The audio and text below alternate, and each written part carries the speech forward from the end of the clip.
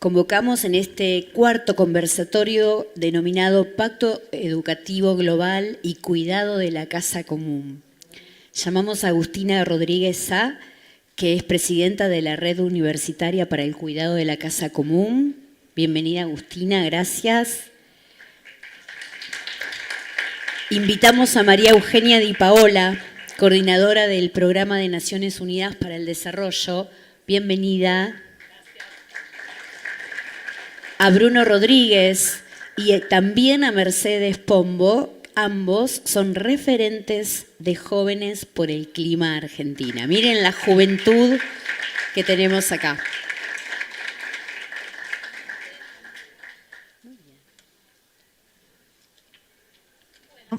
Muchas gracias, Claudia. Vamos entonces a iniciar este nuevo conversatorio, como hicimos con los anteriores, compartiendo juntos las palabras inspiradoras del Papa Francisco.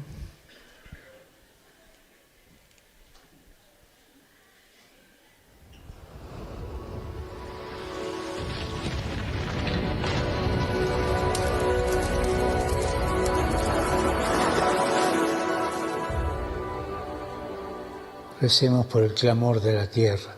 Si tomamos la temperatura del planeta, nos dirá que la Tierra tiene fiebre.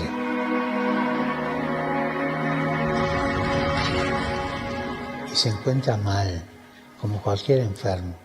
Pero nosotros escuchamos este dolor, escuchamos el dolor de los millones de víctimas de las catástrofes ambientales. Los que más sufren las consecuencias de estos desastres son los pobres, los que se ven forzados a dejar su casa por inundaciones, olas de calor o sequías. Hacer frente a las crisis ambientales causadas por el hombre, como el cambio climático, la contaminación o la pérdida de la biodiversidad, pide respuestas no solo ecológicas, sino también sociales, económicas y políticas.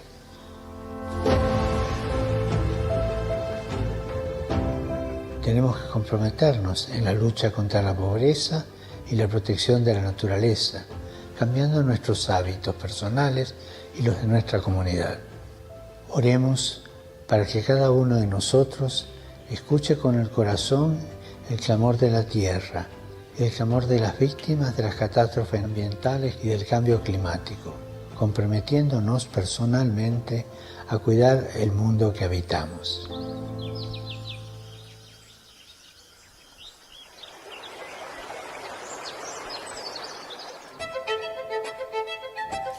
El Pacto Educativo Global es una iniciativa lanzada por el Papa Francisco en el 2019 y su objetivo es reunir personas, organizaciones de todo el mundo para promover una educación más inclusiva, humana y sostenible. Tiene 7 compromisos y uno de ellos es justamente el cuidado de la casa común, protegiendo sus recursos y adoptando de alguna manera estilos de vida más sobrios. Vamos a agradecer primero a nuestros invitados de esta mañana y vamos a iniciar la charla con esta pregunta general que habíamos pensado juntos, que tiene que ver con cuáles les parece que son los desafíos más importantes que enfrentamos hoy como sociedad, como familia humana, para este cuidado de la casa común, como nuestro Papa Francisco llama al planeta entero. Agustina, ¿querés empezar? Muchas gracias. Buenos días a todos y a todas. Agradecer en primer lugar a Monseñor Braida, a Monseñor Giovando por estar siendo anfitrión acá en Mar del Plata de la Semana Social, a Monseñor Marcelo Colombo, con quien nuestra red trabaja mucho, así que, y a todo el equipo de la pastoral por esta invitación. Para mí es un honor contarles un poco hoy de qué se trata esta red de universidades. Además, esta Semana Social, que creo que adquiere esta fuerza especial, ¿no?, de ser un homenaje a un líder único, diría, ¿no?, y un guía extraordinario, el Papa Francisco, ¿no?, este guía extraordinario que tuvimos y que seguramente ahora continuaremos todos nosotros con su legado y con la transmisión y esta responsabilidad. Recién en la mesa anterior hablaban de la responsabilidad también que implica para quienes hemos tenido la oportunidad de de conocerlos o por lo menos de ser contemporáneos y llevar la voz de Francisco y todas las ideas.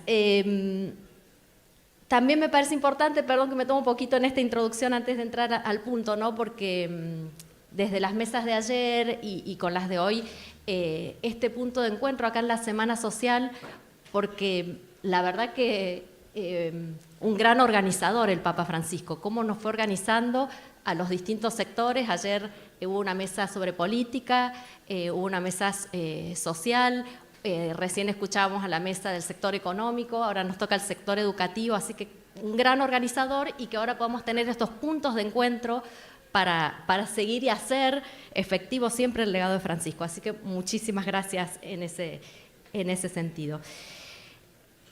Pensando en esta pregunta de cuáles son los desafíos, yo busqué uno que creo que es muy relevante, por lo menos para el sector educativo, y tiene que ver un poco con la propuesta que el Papa Francisco hace en Laudato Si, que es lograr la mirada integral de la crisis, ¿no? Él dice que es una sola crisis, que no es una crisis social por un lado y una crisis ambiental por otro. Y además nosotros por ahí venimos del sector ambiental, creo que es el desafío más grande, poder romper ese esquema, por supuesto en un mundo que además en Laudato Si él lo explica muy bien, y seguramente ustedes o muchos conocen la Laudato Si, ¿no? Una lógica del pensamiento científico disciplinar, recién también lo mencionaban, hiperespecializado, un modelo de desarrollo individualista, tecnocrático. Entonces, todos esos paradigmas del modelo vigente que hay que cambiar. Entonces, ese desafío muy, muy, muy grande de poder tener esa mirada integral. Incluso cada vez que me toca releer la Laudato Si, ¿no? Encuentro cosas nuevas y este desafío enorme, porque vivimos en esa lógica. Y el Papa Francisco habla de esas actitudes que hoy obstruyen a poder tener esa mirada integral, ¿no? Desde los negacionismos, la indiferencia, la resignación, y también incluso cuando uno tiene una visión más optimista y ese optimismo o esa esperanza en la técnica, que también del modelo vigente, todo eso obstruye a esta mirada integral, dice el Papa Francisco. Entonces, en este desafío creo que rescato dos ideas que promovía el Papa, entre tantas otras que hemos compartido y que se mencionó mucho, y que es el tema del diálogo, esta invitación del Papa, este diálogo profundo. También muchas instituciones estamos aprendiendo de esta también forma que nos enseñó el Papa a dialogar, ¿no? Escucharnos, esta escucha activa, esto de evitar reducir los diálogos, los sectores, y esta invitación que tanto se mencionó ayer de todos, que decía el Papa, y creo que en alguno de esos todos, nos sentimos incluidos muchos que no lo estábamos. Me toca representar a una universidad nacional que es una universidad laica, y en nuestra red hay muchas universidades laicas. Entonces, poder llevar las ideas del Papa Francisco también es todo un desafío, pero creo que esa apertura que él hizo en Laudato Si a todas las personas es lo que nos permitió acercar estas ideas. Entonces, la importancia del diálogo, y en segundo punto, él lo menciona en Laudato Si primero, y después va a lanzar su Pacto Educativo Global. En Laudato Si al final, él dedica todo un capítulo al rol de la educación y la importancia de la educación. Él dice que la educación es el antídoto al individualismo, ¿no? Y hay un párrafo, el 209 de Laudato Si, donde el Papa dice, además, y esto con los jóvenes, dice que hay muchos jóvenes que hoy tienen la sensibilidad por los temas ambientales, pero fuimos criados, y estos jóvenes están criados en un modelo de desarrollo con este paradigma consumista, de cultura del descarte. Entonces, que el mayor desafío educativo, y lo decía recién en este video que pusieron, es formar en hábitos, ¿no? Cómo la educación tiene que pasar de la instrucción también a formar hábitos. Y formar hábitos, por ejemplo, para las universidades, y sobre todo como les estoy comentando, las públicas, no es algo que tal vez en las confesionales se habla más de hábitos, las virtudes, pero en las públicas es como una novedad, diría. Así que creo que eso bueno, con esto empezaría yo con estas ideas del Papa y los desafíos que tenemos para el cuidado de la casa común.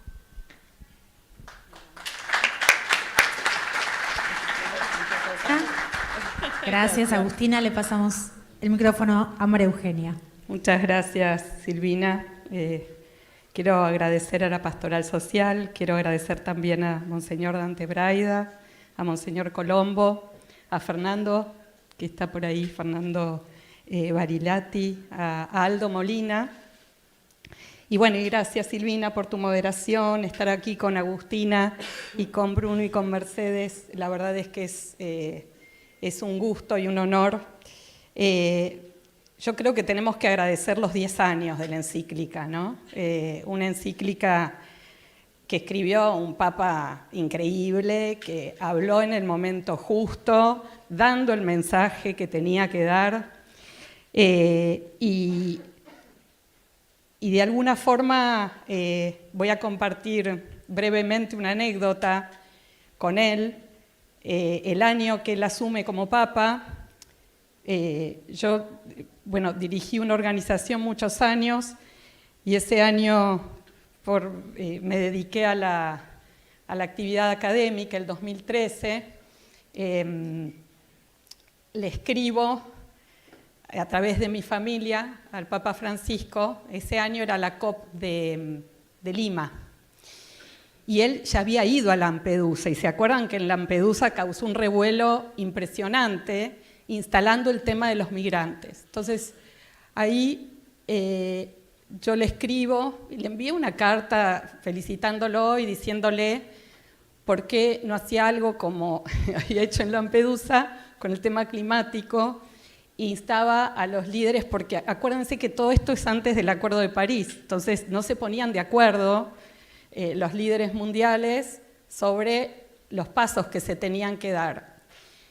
Bueno, eso fue en ese año, no sé, por junio, julio, y en agosto recibo una respuesta de él con su letrita chiquitita, una emoción enorme, y ahí me agradecía mucho y me decía que estaba pensando, que todavía no lo había decidido, escribir una encíclica sobre el problema ecológico y que le enviara lo que me pareciera. Imagínense, para mí fue... y en ese momento fui con mi querido amigo Pablo Canciani preparando materiales que le enviamos. Él, como siempre, trabajó con los distintos sectores, escuelas universitarias, científicas, diálogo interreligioso, hizo todo un camino que después resultó en el 2015 en una encíclica impresionante. Podemos decir que estuviste en los orígenes de la Laudato Si. Qué hermoso privilegio. Un granito de arena. Y la verdad es que lo pienso, y para mí en lo personal, y ahora paso a responder, fue como que se unieron mis dos mundos, ¿no? Yo venía siendo activista ambiental muy fuerte, reconociendo en mi fe también, porque vengo de lo social a lo ambiental, etcétera, etcétera, pero en ese momento se unieron dos mundos. Y yo creo que ese mensaje, y ahora yendo a los desafíos, y la integración, y la integralidad, y esto de familia humana, porque también yo siempre fui a colegios laicos, digamos, y tenía esta raíz religiosa familiar muy fuerte, pero bueno, todo eso yo creo que es el gran mensaje de la encíclica, y que también nos desafía muy fuertemente en esto, primero de la integración. Coincido totalmente, Agustina, que hay un tema de integrar que hace que esto que históricamente sucedió con, digamos, el mundo intelectual, de trabajar en burbujas, de pensar que lo social, lo económico se puede solucionar sin tener en cuenta el mundo que habitamos y con el cual interactuamos y que interactúa con nosotros, era una falacia, ¿no? Y la necesidad de abordar los temas integralmente. Y yo quiero mencionar otros dos desafíos que se vinculan también a esto de tratar el tema integralmente, que son el tiempo y la transición o transiciones. El tiempo, ¿por qué? Y porque venimos haciendo mucho daño al planeta. Y eso se traduce en que ya hasta estamos en una era, ¿vieron como las eras que uno estudió en geografía, el Holoceno, el Pleistoceno? Ya estamos en el Antropoceno, por el impacto que le hemos causado al planeta. Y claramente los paneles intergubernamentales y de científicos de Naciones Unidas, desde fines de los 80 nos vienen planteando en materia climática, en materia de biodiversidad, que tenemos que actuar, nos dan distintos escenarios, pero lo cierto es que todavía se van realizando acciones, cambios, pero no suficientes. Y ahí es importante no desesperarnos, y por eso es tan importante la labor de los jóvenes y cómo se trabaja los temas de ansiedad también, ¿no? De ecoansiedad, para que verdaderamente no nos desesperemos, porque se pueden hacer cosas, pero no es que tenemos todo el tiempo del mundo para actuar. Entonces, ese es un desafío junto con la cuestión de la visión integral integradora, que es importante que abordemos. Y otro, Por sí. eso digo, decís que la voz del Papa Francisco como que llegó justa. Nos venía bien en este momento. Exactamente. Y fíjate que fue justo ese año que se concreta el Acuerdo de París también, ¿no? Las cosas no son casuales, ¿no? Y por otro lado, el tema de las transiciones, transición o transiciones. ¿Por qué se habla de transiciones en general en plural? Porque no hay una forma. Esto del poliedro es verdad, no hay una forma. Sí hay pautas comunes que nos podemos plantear como mundo, como familia humana, y no hay una forma. Pero lo cierto es que estas transiciones se tienen que abordar para un modelo de vida más sostenible, más inclusivo, porque para poder llegar a una sociedad y a un planeta más saludable necesitamos traccionar caminos que incluyan a quienes, principalmente a quienes están más cerca del problema y de quienes podemos aprender y acompañar en forma, adecuada. Se habla mucho, en general, en los distintos documentos, lo dice la encíclica y también en los documentos de Naciones Unidas, y creo que esa es una variable muy importante para que transmitamos también en la universidad, en los ámbitos educativos en los que estemos, que es que es fundamental en estas transiciones trabajar primero escuchando a quienes están en situación de vulnerabilidad y que son muchas veces quienes cuidan el bosque, ¿sí? Las comunidades locales, indígenas, quienes están más cerca de situaciones de recuperación, por ejemplo, en materia de gestión integral de residuos, los recuperadores urbanos, y también trabajar intersectorialmente, es decir, no solo es trabajando con quienes están más cerca del problema, sino también intersectorialmente. Y esto implica no solo, el Estado es muy importante, lo dice, digamos, es parte del eje de nuestra Constitución Nacional en todos los temas y en lo ambiental también, muy claramente, pero también el sector privado, también la sociedad civil, y esto es algo muy presente también en la encíclica, esta cuestión de la conversión ecológica individual y colectiva y de la mirada del diálogo, ¿no?, que se comentaba previamente. Y para ir cerrando, contamos con buenos ejemplos para apoyarnos y poder trabajar en esta conversión y conversación ecológica. Y estas transiciones, yo quiero mencionar 6 transiciones de las cuales habla el secretario general de Naciones Unidas y que se vinculan muchísimo directamente con la encíclica, a 10 años de la encíclica, que necesitamos en los sistemas alimentarios, en el acceso a la energía y la asequibilidad, la conectividad digital, ¿sí? Una digitalización inclusiva, educación, que aquí lo estamos tratando, empleo y protección social, porque la transición tiene que ser justa, incorporando empleos verdes, y justamente el trabajo frente a la triple crisis climática de pérdida de la biodiversidad y de la contaminación. Paro acá. Muchas gracias, María Eugenia. Le pasamos a Bruno para que nos cuente cómo ves vos estos desafíos.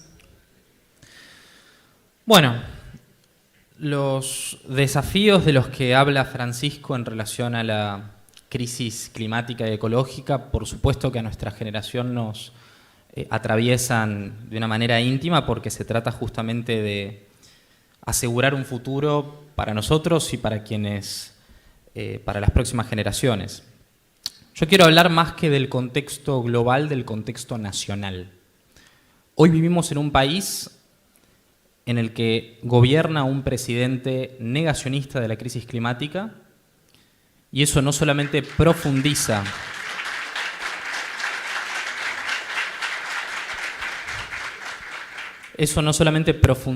la degradación ambiental por la indiferencia a la acción climática, sino que también profundiza el subdesarrollo. Así como Francisco habló de la necesidad imperiosa de atender a nuestra casa común, también habló del derecho al desarrollo de los pueblos periféricos. En la Comisión del Jubileo hizo mención de ello. Las transiciones que impulsemos para hacerle frente a la crisis climática no pueden sostenerse sobre una base tecnocrática desanclada de las necesidades de los pueblos del sur global, de aquellos pueblos que menos contribuyeron a la creación de la situación crítica que atraviesa la humanidad, pero sin embargo sufren sus peores consecuencias. Entonces, desde esa cosmovisión tenemos que afrontar el cambio climático. Y después, quizás trasladándome más a un terreno espiritual, que es algo de lo que no suelo hablar mucho, en Jóvenes por el Clima sí, los chicos ya hasta están un poco hartos, pero me parece muy importante. Yo creo que hoy la Argentina y el mundo atraviesan un momento histórico signado por la eminencia de un individualismo extremo, radicalizado, al que hay que oponerle una teología de la fraternidad y del cuidado comunitario. Para mí esto nos va a permitir recuperar una dimensión espiritual de cómo nos relacionamos con nuestro entorno, de cómo se relaciona la sociedad con su entorno, que ponga en el centro el cuidado de la casa común en este contexto, en este ámbito, como un mandato ético cristiano. Y así es como tenemos que concebir nuestra acción ambiental. Y también hablando sobre el poliedro y trasladando el análisis del poliedro al contexto geopolítico, hay que ir en contra de la idea de la predestinación. La predestinación de pueblos que por su riqueza material en una dimensión teológica están ya en un plano de salvación, y pueblos que por su pobreza material están en un plano del castigo. La predestinación nos impide justamente pelear por la salvación del prójimo y justifica que otros pueblos avasallen a otros pueblos. Entonces, me parece que acá es importante recuperar la dimensión de patria. La patria como el patrimonio común, la patria como la tierra de nuestros padres. Sobre esta dimensión me parece que vamos a poder elaborar un discurso y una acción con respecto a la ecología política que se base en la interdependencia, ¿no? En el interser, en la relación entre los distintos elementos que hacen a la acción ambiental. Para los pueblos periféricos es mucho más complejo hablar de acción ambiental, porque normalmente cuando hablamos de acción ambiental únicamente nos referimos a o la reducción de los gases de efecto invernadero para hacerle frente al cambio climático, o únicamente la adaptación, es decir, construir condiciones de resiliencia que impidan que se exacerben aquellos impactos ya inevitables de la crisis climática, y por eso me parece que en Argentina, en América Latina, en nuestra región, tenemos que poder combinar esos factores para que la transición ecológica sea justa, para que podamos reducir la degradación ambiental y la exacerbación del cambio climático, pero al mismo tiempo podamos desarrollarnos, porque ese me parece que es el mandato humanista del ambientalismo. Un ambientalismo centrado en las personas, no únicamente en los ecosistemas, en la relación de las personas con los ecosistemas. Y creo que Francisco nos dio ese legado.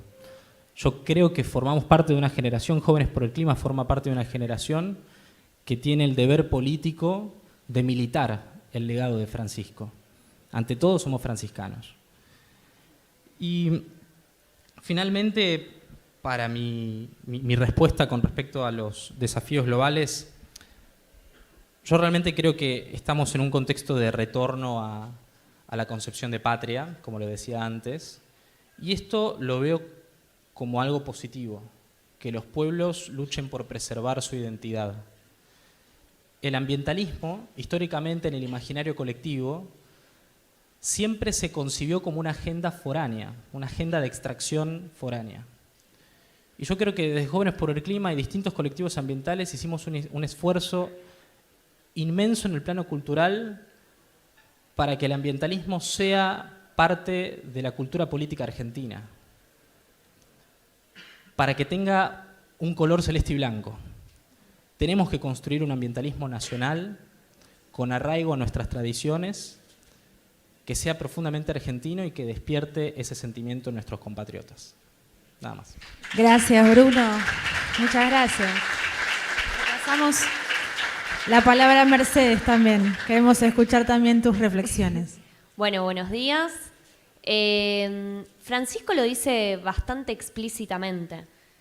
La mayor crisis que atravesamos como humanidad, como fueron diciendo antes, es la crisis climática, entendida no como una crisis ambiental, sino como una crisis social, el clamor de la tierra y el clamor de los pobres, que es en realidad un solo clamor. Y frente a eso tenemos un imperativo moral, pero creo que sobre todo para nuestra generación, para todos, porque son consecuencias que ya estamos atravesando, pero sobre todo para nuestra generación, que es la que va a tener que habitar esos escenarios, los escenarios más crudos que proyecta la ciencia, es un imperativo también de supervivencia. Y ahí voy también al desafío que tenemos, no solamente como humanidad, sino como país. Creo que hay un concepto fundamental que está en la Laudato, que es el de deuda ambiental. Los que más aportaron históricamente a la crisis climática son los que hoy tienen más herramientas para hacerle frente, y países como la Argentina, pero como tantos otros que aportaron mucho menos a esta crisis, tienen también menos herramientas. Y eso por lo general es un argumento que se usa para impugnar o dejar en un segundo plano la necesidad de hacer algo frente a esta crisis, pero en realidad somos los que más tenemos que planificar cómo nos vamos a insertar en un panorama geopolítico que cada vez se asigna más económica y políticamente por la crisis climática, cómo vamos a hacer para que nuestro pueblo sufra lo menos posible las consecuencias más anunciadas del cambio climático, que es el aumento en intensidad y frecuencia de los fenómenos climáticos extremos, como decía Francisco. Y me parece que este concepto de deuda ambiental también lo tenemos que entender al interior de los países. Tenemos una deuda con los que menos tienen, que son los que menos aportaron y son los que más sufren la crisis climática. Y en ese sentido, ayer hablaron bastante de cartoneros, que es un sector muy atacado hoy en día, y que rara vez es entendido dentro del imaginario de lo que forma parte del ambientalismo. Por Francisco sí los entendía como parte del ambientalismo, y creo que es un ejemplo paradigmático de un actor social que aporta muchísimo en términos ambientales, en términos positivos, que sufre la crisis climática, pero que se lo excluye por lo general de la bandera del ambientalismo. Y creo que el concepto que existe de ambientalismo es muchas veces, termina siendo un escudo para los que se benefician de la degradación ambiental. Y que el gran desafío que tenemos es de reconstruir ese concepto que tenemos, entender que el ambientalismo son nuestros jóvenes, entender que el ambientalismo son los cartoneros, son también los que sufren pérdidas millonarias producto de la sequía, que en definitiva somos todos. Y en ese sentido, repito un poco, somos de la misma organización, así que coincidimos en ese sentido. Creo que el gran desafío que tenemos por delante y que honrar el legado de Francisco es construir ese ambientalismo nacional. Gracias, Mercedes. Qué hermosa la potencia de estos jóvenes. Agustina, contanos un poco más qué es la RUC, esta Red Universitaria para el Cuidado de la Casa Común, y de qué manera podemos fortalecer también las redes educativas para promover esta ecología integral de la que hablamos. Bueno, la RUC es la Red Universitaria para el Cuidado de la Casa Común. Es una red que nace en el 2016, después de que el Papa Francisco emitiera la encíclica Laudato Si en el 15, antes del acuerdo, de la cumbre de París y el acuerdo. En el 2015, en mayo, sale la encíclica Laudato Si. En septiembre, Naciones Unidas aprueba los ODS, la Agenda 2030, y todo eso fue como la antesala, ¿no? Y la presión también para que los líderes del mundo se pusieran de acuerdo en París. Entonces, nuestra red toma Laudato Si y los ODS como guía, y bueno, y conformamos esta red universitaria que nace del impulso de 3 universidades argentinas: la Universidad Nacional de La Rioja, la Universidad Nacional Arturo Jaureche y la Universidad de Representante de La Rioja. Muy bien. Qué bueno. Y la Universidad de Congreso, además 3 universidades laicas. Y luego se fueron sumando universidades de otros países de América Latina. Y hoy somos más de 230 universidades que tuvimos un congreso por los 10 años de Laudato Si en Río de Janeiro en mayo, en la PUC Río, y se sumaron universidades de América del Norte, así que estamos las 3 Américas, el Caribe, y universidades de la península ibérica, así que nos estamos expandiendo con este llamado de Francisco que hace fuerte al sector educativo, y también en el Pacto Educativo Global, que él lo lanza en 2019, es posterior a la creación de nuestra red, y con uno de esos 7 puntos es el cuidado de la casa común. Y volviendo a la red, mencionarles también esto, ¿no? Que es de una enorme pluralidad. Somos universidades, muchas somos universidades públicas, que somos laicas, y que nos llamó Francisco con todos en Laudato Si. Y después, si hay universidades privadas, dentro de las privadas hay universidades que son confesionales, otras no, y dentro de las confesionales también hay universidades, por ejemplo, del judaísmo, así que es un ámbito muy heterogéneo. Y muy interesante para debatir esta propuesta tan fuerte del Papa Francisco de repensar la economía, como decían, la política, las universidades como ámbito de pensamiento, de encuentro y de diálogo. ¿Qué hacemos? Bueno, además de formar y debatir sobre Laudato Si, nosotros tuvimos la posibilidad en el 2023 de que el Papa Francisco nos recibiera en una audiencia a 230 rectores y rectoras de América Latina. En ese momento éramos la red. Fue un encuentro maravilloso. La audiencia la tenemos en nuestro canal de YouTube, si ustedes la quieren ver, impresionante. Y entre las cosas que nos pidió, varias cosas, y fue un diálogo, y nos orientó, nos dijo, bueno, ustedes como universitarios, como rectores, tienen que formar en sus universidades a los líderes que tienen que afrontar estos desafíos.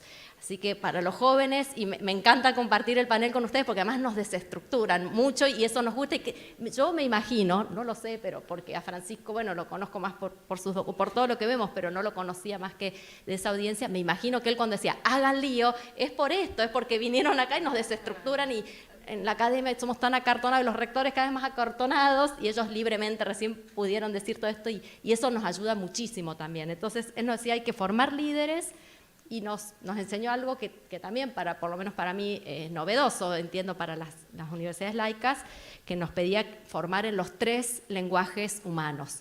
El lenguaje, pensar, sentir y hacer. Cabeza, corazón y manos, nos decía el Papa Francisco. Tal vez nosotros para las universidades latinoamericanas a veces hablamos del sentipensar. Y decir eso en un ámbito científico nos miran como de costado. Y de hablar del diálogo de saberes como la ciencia es la ciencia, ¿no? Bueno, todas esas estructuras nos invitó el Papa Francisco a romper, a avanzar, y eso hacemos un poco en la red. Y disculpen un poquito algunas ideas más, también nos llamó a organizar la esperanza, nuestro encuentro con el Papa Francisco se llamó Organizar la Esperanza. Me gusta también compartir esta semana social porque veo cómo nos fue organizando, ¿no? Al sector económico, al trabajo, y nos estamos juntando ahora. Y ahí en esa audiencia también nos pedía que las universidades no seamos universidades cientificistas, como dijo él, de laboratorio, cerradas, aisladas, que es la tradición del modelo que él critica, o bueno, que hace estas reflexiones en Laudato Si. Nos dijo, tienen que ser universidades con fuerte arraigo territorial, ¿no? Vinculadas con el medio. Y eso, para quienes adherimos rápidamente a Laudato Si, lo llevamos y lo sentimos, pero no es lo común, así que es todo un desafío enorme. Por eso la interdisciplina también para nosotros con mucha fuerza lo tenemos que promover, porque vamos contra cultura.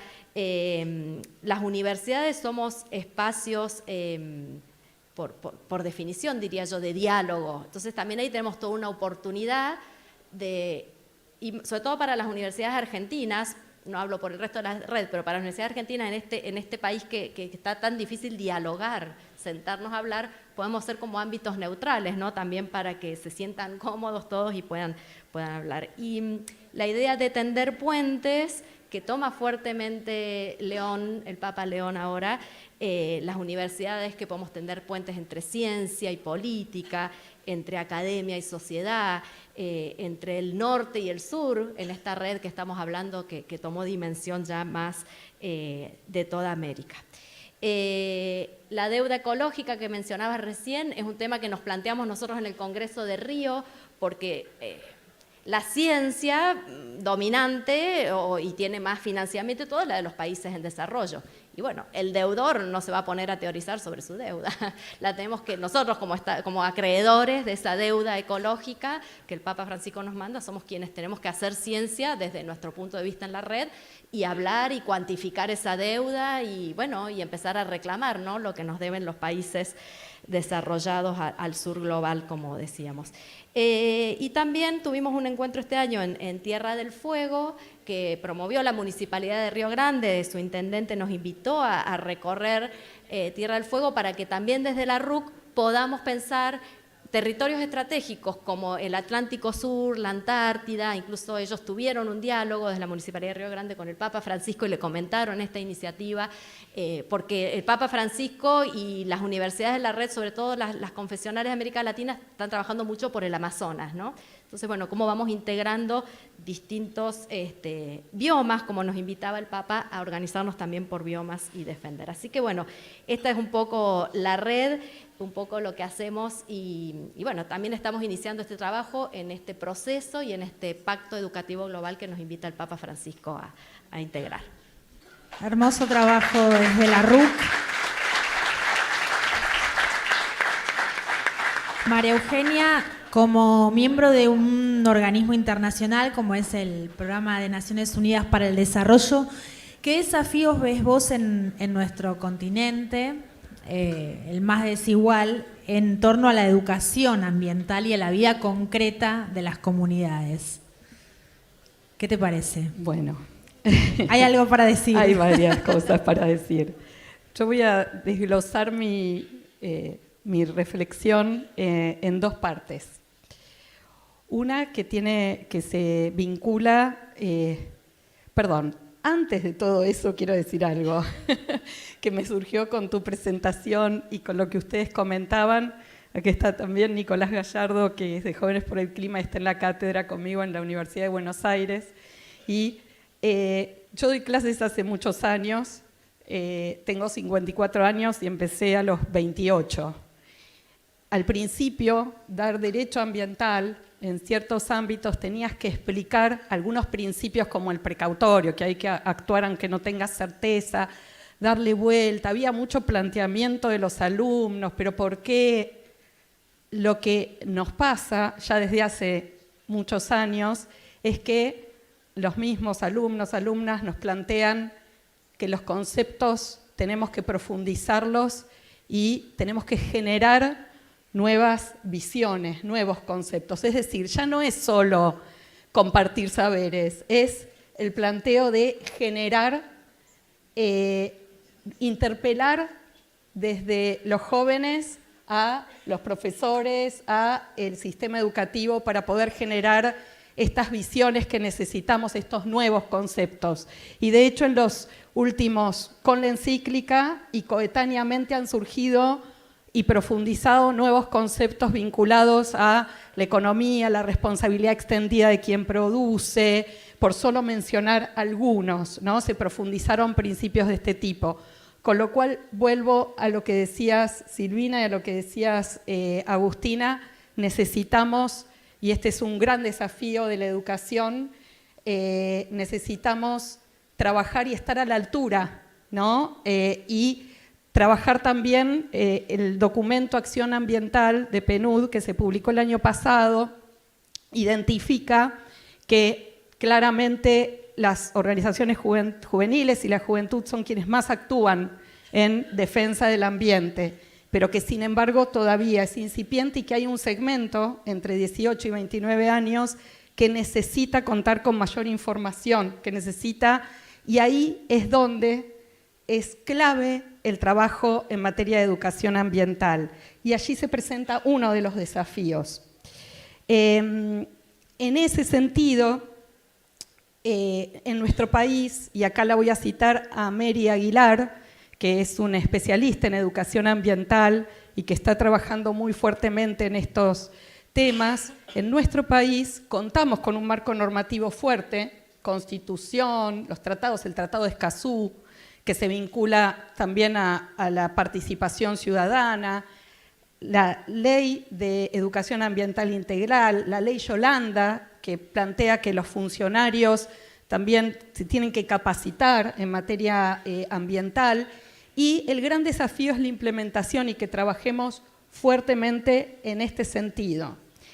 En la región también hay cuerpos normativos que incorporaron a la educación ambiental, pero lo cierto es que viendo y haciendo el zoom en la realidad de nuestro país y teniendo estos marcos normativos, ahí hay un importante marco en el cual podemos apoyarnos. Esta es una parte. Ahora, ¿cómo hacemos para limitar del dicho al hecho? ¿No? Porque hay trecho todavía. Y ahí quiero ir a la otra parte de mi reflexión, que se basa en 3 experiencias cortitas que tienen que ver con trabajar con quienes están más cerca del problema y que pueden también trabajar más cerca a la solución e intersectorialmente. Una tiene que ver y respecto de las 3 crisis, ¿no?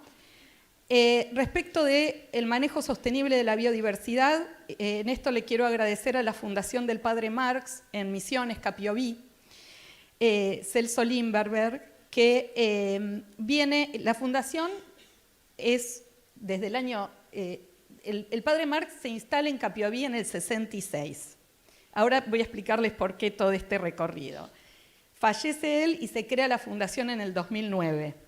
Pero lo cierto es que ya hay un trabajo territorial muy fuerte, como pasa con varias de las instituciones en las que ustedes están. Y eso es clave porque esta integración o integralidad que necesitamos se ancla mucho mejor cuando se trabaja en instituciones que son parte de la comunidad.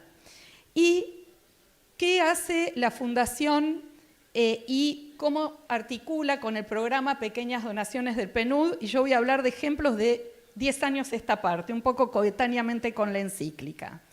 Desarrolló una escuela agrotécnica que articula entre escuelas agrícolas, agricultores familiares, comunidades guaraníes y fortalece capacidades técnicas de las comunidades, incorpora saberes tradicionales a la currícula escolar, mejora también la seguridad alimentaria de las familias rurales. ¿Y qué es lo interesante? En Capiobí, la gente que emigra ya es muy poca.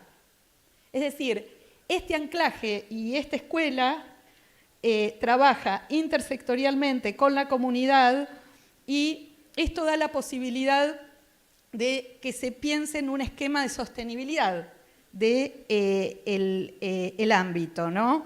Hay un montón de otros resultados que ustedes pueden explorar si googlean y se meten en la fundación del Padre Marx, pero lo cierto es que aquí hay un acompañamiento y esto es con comunidades que están en situación de vulnerabilidad y con una visión de dignidad humana y una visión integral. Otro ejemplo, energías renovables. Ya pensando, hablábamos de la crisis de la biodiversidad y este ejemplo, ahora la crisis climática. Y acá le tengo que agradecer al Laboratorio de Aceleración del PNUD y también acá a Jóvenes por el Clima, porque ustedes me van a decir, bueno, ¿cómo trabajamos esto de las energías renovables y las comunidades? Bueno, hay muchos aspectos que se vinculan a cómo cambia la educación, cómo cambia la vida de una comunidad y la educación cuando hay energía, ¿no? En todo sentido. Y cómo condiciona la asistencia escolar, cómo permite más horas de estudio, cómo permite el desarrollo de una vida digna. Y es interesante ver cómo cada vez hay más ejemplos de acceso a energía distribuida y sostenibilidad y comunidades que trabajan en conjunto en este sentido. Un ejemplo es el caso de Desenganche en Ciudad de Buenos Aires, que vienen trabajando en Jóvenes por el Clima, con ejemplos muy concretos de instalación de energía solar en el barrio Saldías, junto con los vecinos, con la parroquia del lugar. Y hay un segundo capítulo que ahora están desarrollando con Calefones que se va a llevar también a otro barrio en situación de vulnerabilidad de la ciudad y con la Facultad de Ingeniería, también en la elaboración, porque ahora vamos a ir ahí, de estos calefones prototipado y con el apoyo de PNUD Jóvenes a nivel global. Y otro ejemplo que veíamos con el Laboratorio de Aceleración de PNUD de la organización 500 RPM, que tiene que ver con, esto es el 500 RPM, se hace en alusión a las revoluciones por minuto del aerogenerador, que tiene que ver con cómo llevar a distintas comunidades que en general están aisladas desde el punto de vista de la energía, no solo la posibilidad de acceder a energía, sino de construir sus propios aerogeneradores con códigos abiertos, que esto también tiene que ver con educación y con una educación que salga de un paradigma tecnocrático a un paradigma de solidaridad, ¿no? En las tecnologías y en este caso la provisión de energía. Y se vincula también a la transición justa y a los empleos verdes, porque se puede también generar otras líneas en este sentido. Y último, pero no menor, y que sé que, y nos mencionaban previamente, y lo mencionaba también Mercedes, el trabajo con los y las recuperadoras urbanas. Acá le quiero dedicar esta referencia a María Ramis, que es una gran amiga, la presidenta de Cooperativa del Oeste, que ella siempre dice que ellos no trabajan solo en la recuperación de residuos, de elementos, sino de personas, ¿no? Y que, por cierto, en el 2001 fueron los y las recuperadores quienes nos hicieron tomar conciencia de el valor que había en esa basura y la importancia de trabajar en otros modelos de gestión de residuos y de economía circular.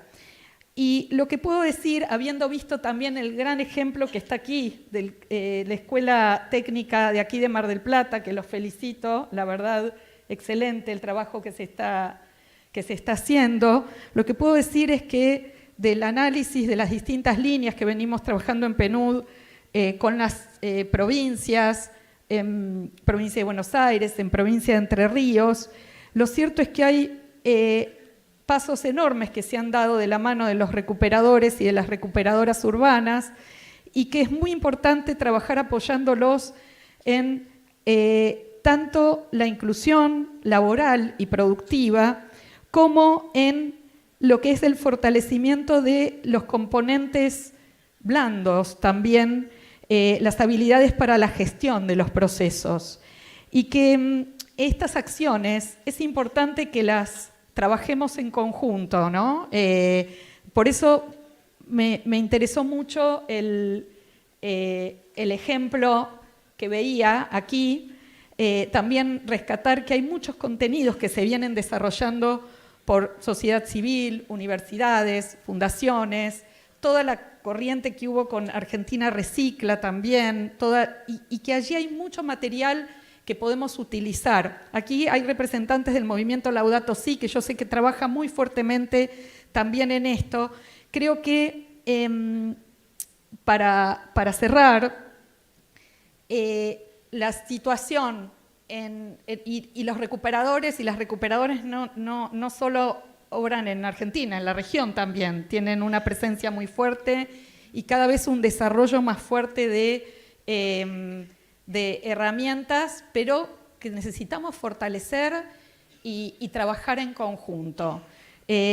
Como conclusión, contamos con marcos normativos, contamos con buenos ejemplos, pero necesitamos seguir trabajando en este diálogo como familia humana, como miembros de distintas instituciones e instituciones educativas también, para poder fortalecer la educación ambiental, la ciencia ciudadana, el trabajo de los distintos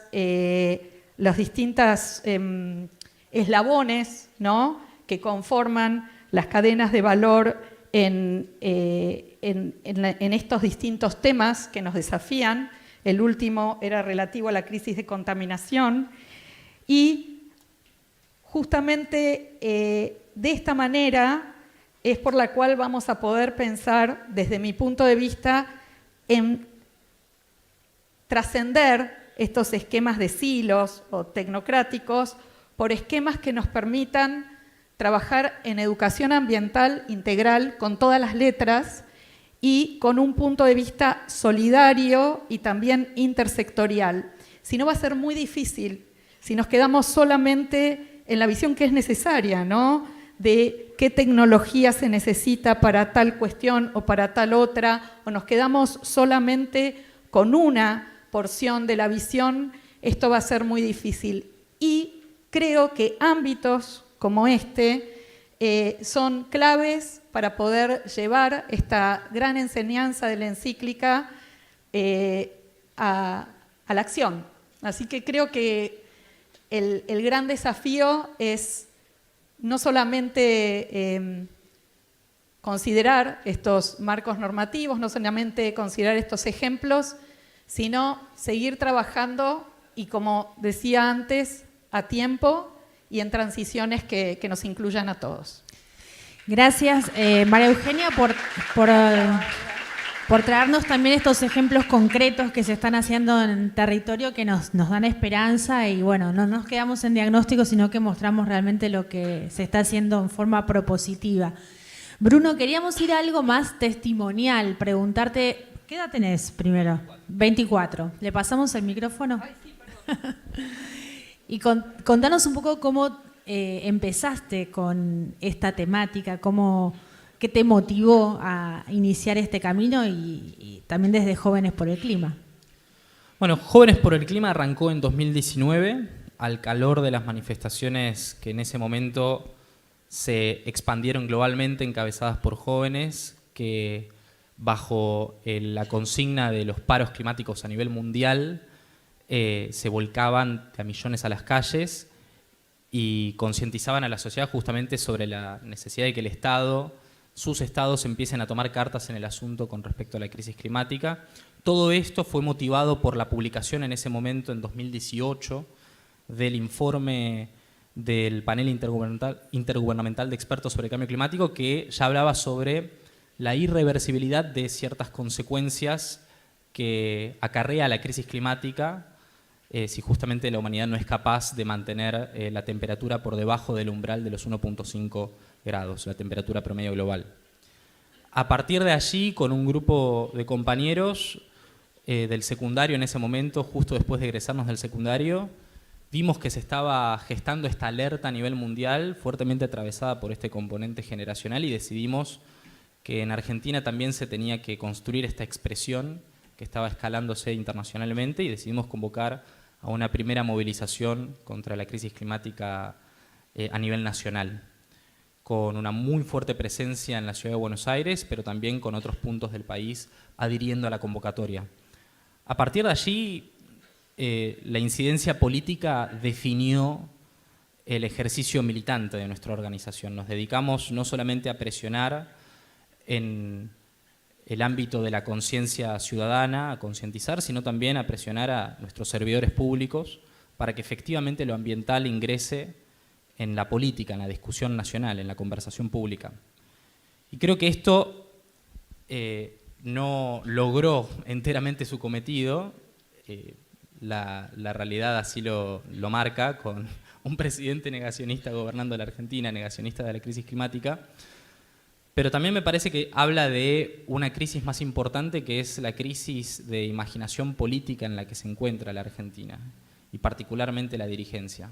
El hecho de no haber podido incorporar lo ambiental como una dimensión transversal a todas las discusiones que damos, a la pobreza, al desarrollo económico, a nuestra inserción geopolítica como país. Hoy el mundo está reconfigurando sus economías a partir de patrones ambientales. Así lo marca, por ejemplo, la Unión Europea con la publicación de restricciones comerciales justamente configuradas a partir de criterios ambientales. Los mercados, en ese sentido, están siguiendo una tendencia empujada por el cambio climático. Y que Argentina no haga nada por diseñar una estrategia de descarbonización, no haga nada por diseñar una estrategia de adaptación al cambio climático, no solamente, como decía al principio de mi intervención, exacerba la degradación ambiental por un lado, sino que también nos ubica en un plano de subdesarrollo aún mayor.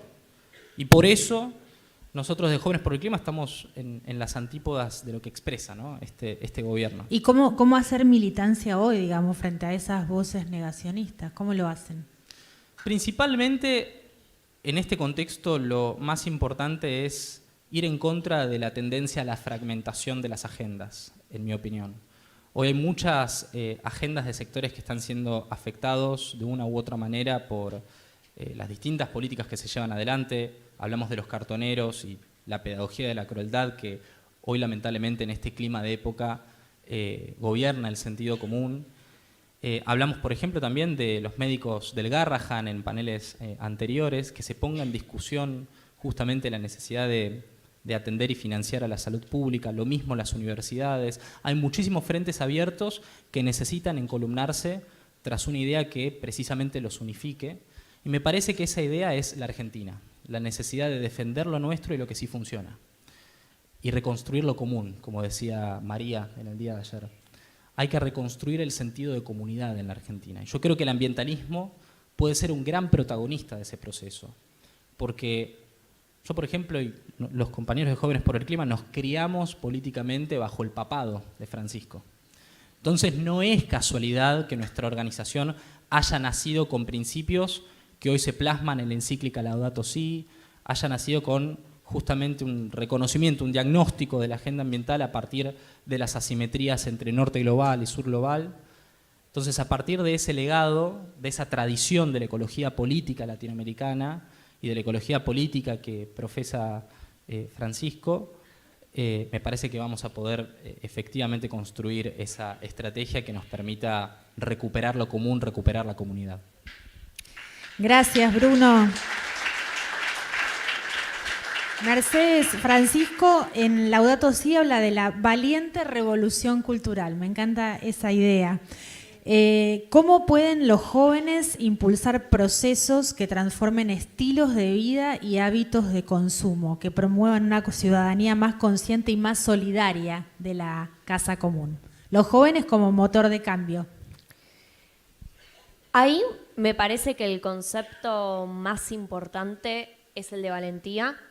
Creo que Francisco, bueno, con este concepto de hagan lío, ¿no?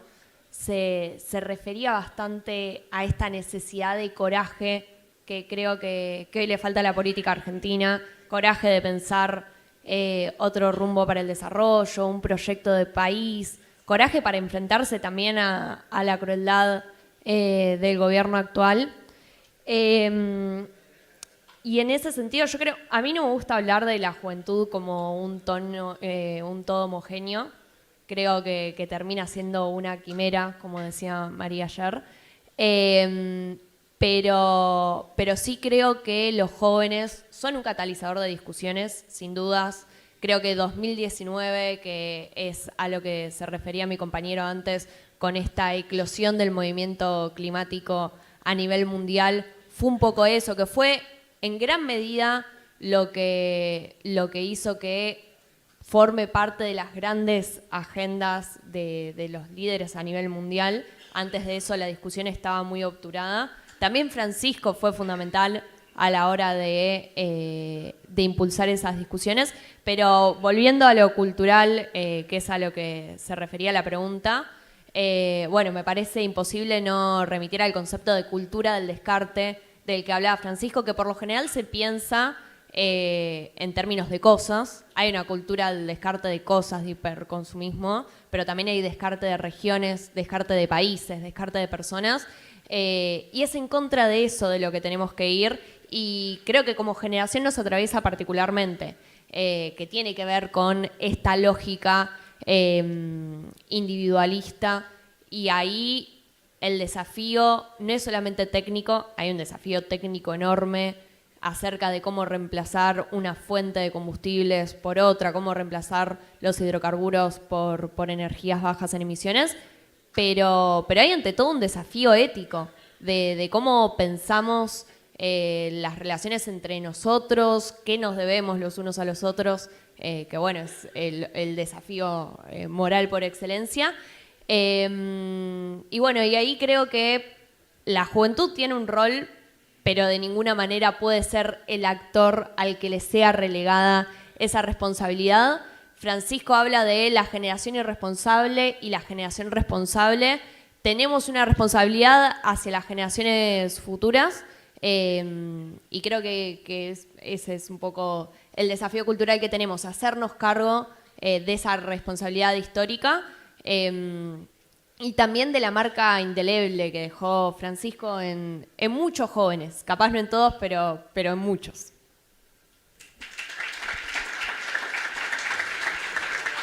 Bueno, nos quedan los últimos minutitos finales y si quieren una pequeña reflexión de cada uno desde lo personal, ¿cuál es el legado más importante de Francisco en sus vidas, en sus áreas de trabajo, en su tarea cotidiana?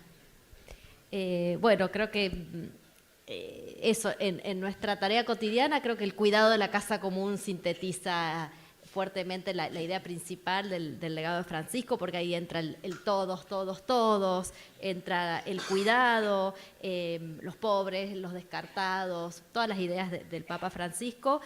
Hay algo, la idea de procesos creo que es muy importante, ¿no?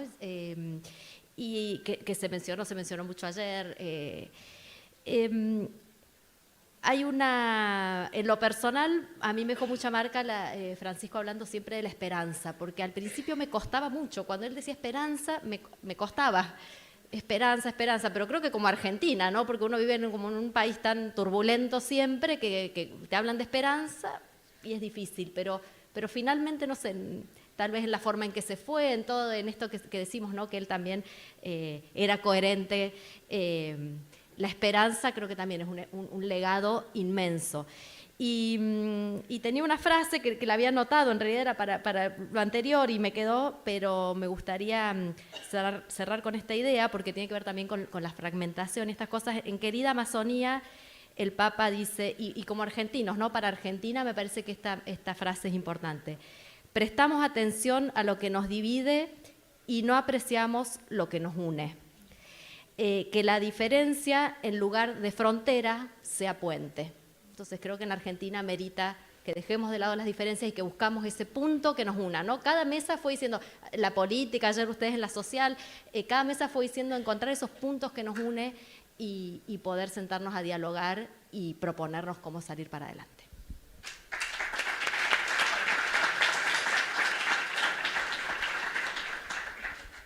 Bueno, ya dijiste todo.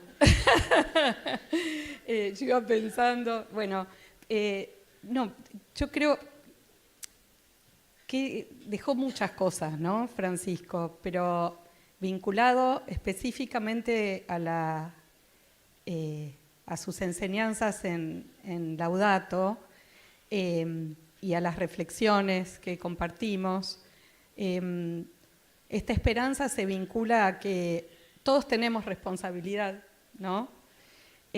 Con los distintos grados, con los distintos aspectos que muy bien aborda.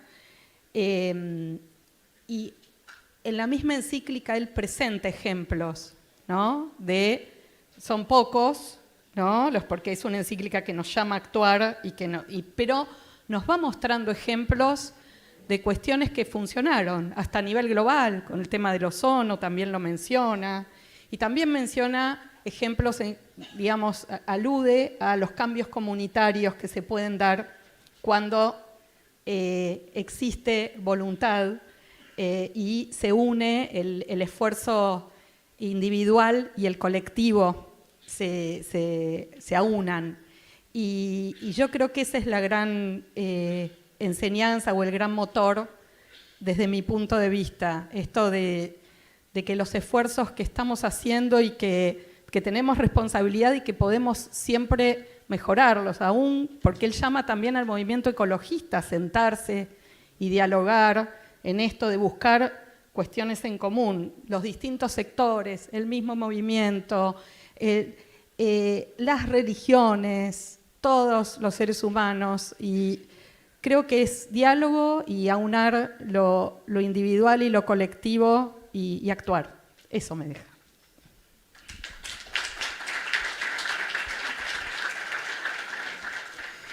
Por mi parte, arrancar diciendo que no caigamos en la tentación. No caigamos en la tentación de la subjetividad imperante en este momento histórico que permanentemente nos incentiva al agravio, nos incentiva a la profundización de la violencia, particularmente en la arena política. No caigamos ante la tentación del clima de época. Mismo Benedicto XVI, quien Francisco tenía en su corazón, decía que una iglesia que se casa con el espíritu de su época se vuelve viuda del mañana. Por eso es necesario construir valores trascendentales que justamente apuesten a la eternidad, a trascender al tiempo. ¿Cuáles van a ser esos valores en la nueva generación política para transformar definitivamente esta cultura que no nos gusta y poder, como decía antes, reconstruir lo común? Y después, con respecto a la dimensión ambiental, yo creo que el ambientalismo tiene que salir de ese vericueto, ¿no? De ese lugar rígido en el que el imaginario colectivo lo ubica, asociado únicamente a atender a cambiar las conciencias individuales y modificar nuestros hábitos de consumo, como si nuestra relación con el entorno no estuviera atravesada por justamente cómo colectivamente nos vinculamos, ¿no? entre nosotros. Y por eso me parece que la cultura del descarte es a lo que firmemente nos tenemos que oponer. Y eso se expresa en el día a día, como los casos que ya fuimos contando acerca de cartoneros y otros colectivos damnificados. Y también tenemos que imprimirle un aura al discurso ambiental, un aura que inspire futuro, que se pare, como decía Francisco, sobre las raíces de un discurso que tiene su tradición, de una ecología política que en América Latina se extendió a lo largo de distintos conflictos que fue atravesando nuestra región, pero que inspire futuro. El ambientalismo no tiene que ser el actor que únicamente se dedique a hablar de cómo regulamos los pasivos ambientales de las actividades productivas, sino que tiene que ser el actor que se siente en la mesa a diseñar la transición energética, a diseñar el modelo productivo, tenemos que hablar de tecnología, tenemos que hablar de los desafíos que justamente configuran el futuro de la humanidad desde una perspectiva humanista y con las enseñanzas de Francisco en la mano y en el corazón.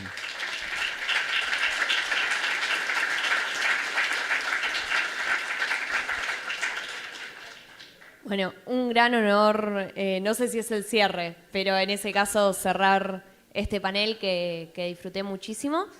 Yo creo que lo que nos enseña Francisco es también a no quedarse solamente en un lugar declamativo y pensar en la praxis, que es una dimensión que a veces queda un poco de lado, pero Francisco no solamente pensó conceptos que son útiles, sino que, por ejemplo, la Laudato fue una acción política concreta, como decía María Eugenia hace un ratito, se publicó unos meses antes del Acuerdo de París. Y tenía una intención también, pensar la crisis climática desde el sur. No hay mucho, no hay grandes marcos teóricos que se hayan producido desde nuestra región o desde nuestro país. Y el hombre más importante del mundo nos dejó una hoja de ruta para pensar la crisis climática, el gran desafío que tenemos como humanidad, desde nuestro lugar en el mundo. Entonces, yo creo que el desafío es justamente transformar eso que tenemos en términos conceptuales bastante claro, por lo menos creo que hay un consenso entre quienes estamos acá, por lo menos, sobre esos temas, en acción política, ser valientes, tener la voluntad de llevarlos a la acción, sin que eso se convierta en un voluntarismo. No es que si creemos que podemos, entonces podemos ignorar las condiciones limitantes que tenemos en términos geopolíticos, pero sí pensar cómo se traducen esas ideas a la acción. Gracias, chicos. Sigan haciendo lío. María Eugenia quería decir algo más.